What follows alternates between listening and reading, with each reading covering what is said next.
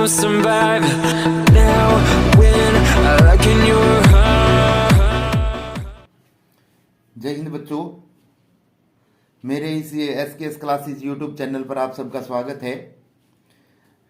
आज हम छठी कक्षा का 17वां पाठ वाङ्मयम तपः का अभ्यास कार्य करेंगे। तो आइए इस पाठ का अभ्यास कार्य मिल करके करते हैं। दूसरा प्रश्न है श्लोकांशान योजयत, श्लोकों के अंशों को जोड़ें। एक कै भाग दिया गया है, एक ख भाग दिया गया है। आधी पंक्ति कै भाग में है, आधी पंक्ति ख भाग में है, तो दोनों को मिला करके पंक्ति को पूरा करना है। धर्म क्षेत्रे कुरुक्षेत्रे समवेता युयुत्सवः आ जाएगा। माधवः पांडवस्सैव दिव्यौ शंखौ प्रथमतु आ जाएगा। सह यत प्रमाणम कुरुते लोकस्तद अनुवर्तते आ जाएगा। आयु सत्व बलारोग्य सुख प्रीति विवर्धना आ जाएगा। उच्छिष्टम अपि चामेध्यम भोजनम तामस प्रियम स्वाध्यायाभ्यसनम चैव वाङ्मयम तपः उच्यते। और देशे काले च पात्रे च तद दानम सात्विकम समृतम। इस प्रकार से ये युक्तियाँ पूरी हो जाएंगी। मैंने मिला करके ये दिखा दिए हैं, तो यहाँ से आप आसानी से कर सकते हैं इनको। तीसरा प्रश्न है अधोलिखितानां प्रश्नानां उत्तरम लिखत। नीचे लिखे प्रश्नों के उत्तर लिखो। कै भाग है अयम पाठः कस्मात् ग्रंथात् संकलितः। यह पाठ किस ग्रंथ से संकलित है, किस ग्रंथ से लिया गया है? महाभारतात्, महाभारत से। ख भाग है कुरुक्षेत्रस्य अपरम नाम किम। कुरुक्षेत्र का दूसरा नाम क्या है? धर्मक्षेत्रम, धर्मक्षेत्र। गै भाग है शंखौ कीदृशौ आस्ताम। शंख कैसे थे? दिव्यौ, दिव्य थे, अलौकिक थे। घ भाग है लोका कम अनुवर्तते। लोग किसका अनुसरण करते हैं? श्रेष्ठ पुरुषम, श्रेष्ठ पुरुष का। ग भाग है सात्विकम भोजनम कम वर्धते। सात्विक भोजन से क्या बढ़ता है? तो सात्विक भोजन से आयु सत्व बलारोग्य सुख प्रीति विवर्धना वर्धते। च भाग है पर्युषितम भोजनम के खादंती। बासी भोजन कौन खाते हैं? तामस पुरुषः, तामसिक पुरुष। 6 भाग है अनुपकारिणे दीयते यद दानम कीदृशम। बिना उपकार के जो दान दिया जाता है वो कैसा होता है? सात्विकम, सात्विक। चौथा प्रश्न है पद्यांशेषु रिक्त स्थानानि पूरयत। पद्यांशों से रिक्त स्थान पूरे करें। तो कै भाग दिया गया है? पांडवाश्चैव किम कुर्वत संजय। तो माम कहा आ जाएगा इसमें। माधवः दिव्यौ शंखौ प्रथमतुः।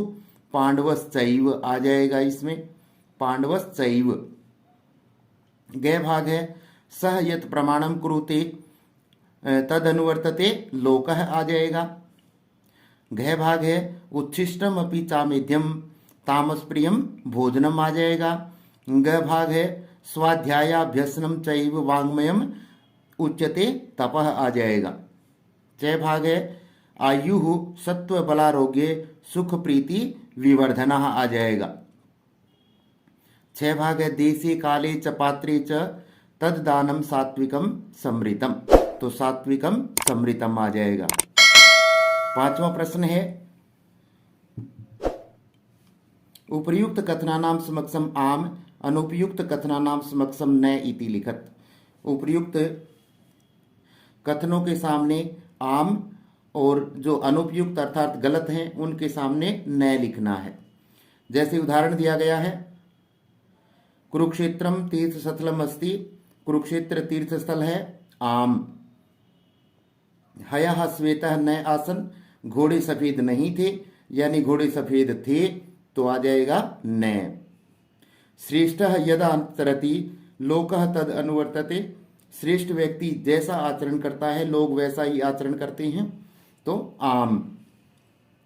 स्निग्धा आहारा सात्विक प्रिया नास्ति। चिकनाई युक्त आहार सात्विक प्रिय नहीं होता, अर्थात होता है तो न आ जाएगा। अमध्यम भोजनम तामस प्रियम न भवति, अपवित्र भोजन तामस प्रिय नहीं होता, अर्थात होता है तो न आ जाएगा।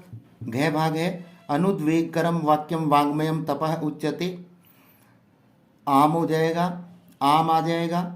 अनुपकारिणी दातव्यम दानम सात्विकम समृतम, आम आ जाएगा।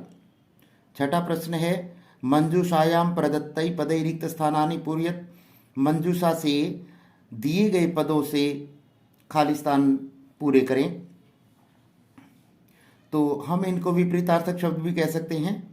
अमेध्यम मेध्यम, दिव्यौ अदिव्यौ, श्रेष्ठः निकृष्टः, सत्यम असत्यम, मामकः तावकः। तो ये विपरीतार्थक शब्द ही हैं।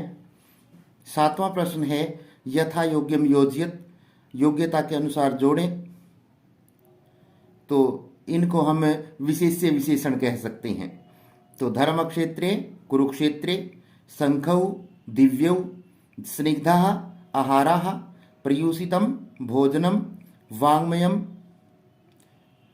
वाङ्मयम का आ जाएगा तपः, कुरुते अनुवर्तते और देशे काले। तो इस प्रकार से यहाँ पाठ का अभ्यास कार्य समाप्त होता है। Peace.